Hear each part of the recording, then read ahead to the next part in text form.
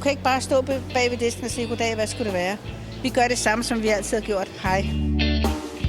Formlen har jo eksisteret nu i 33 år, og det er jo dybt imponerende. Men hvis ikke det havde udviklet sig, så ville det ikke bestå. Så det konstante, det er udvikling. Det er første gang, jeg deltager her på Formland, og jeg er her for at vise mine illustrationer frem og håber på, at de bliver set af et meget, meget bredt publikum. The atmosphere here is really amazing. Here you can really understand and feel what is Nordic design. Den gule side, det er der, hvor danskerne er begyndt at bruge flere penge, og det er blandt andet kaffe. Hvis du skal skabe en forretning, så skal du fuldstændig twiste dit mindset.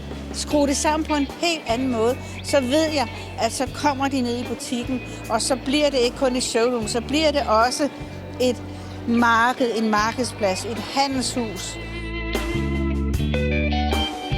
Vi er kommet på Formland igen, fordi vi synes, at vi havde en rigtig god efterårsmesse, hvor vi havde mødet med Museum of Modern Art. Det virker som om, at Formland vil rigtig meget mere nu, og kan meget mere, end de har kunnet for mange år siden, og vi føler os klart brandet her. Vi synes, vi passer rigtig godt ind.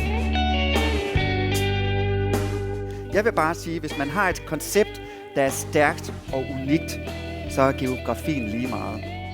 Det er her, man gerne skulle se det nye, det originale design. Dem, der tør tænke ud af boksen. Dem, der tør følge en idé.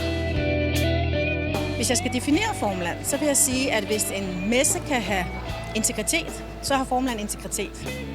Fordi på trods af konjunkturer og kriser og konkurrenter, så er Formland bare driftssikker.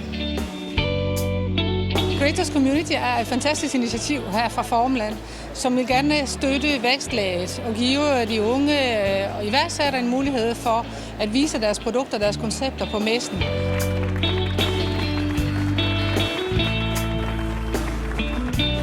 Det er stort, og hvor er det fantastisk. Så godt sige tak. Jeg er meget taknemmelig.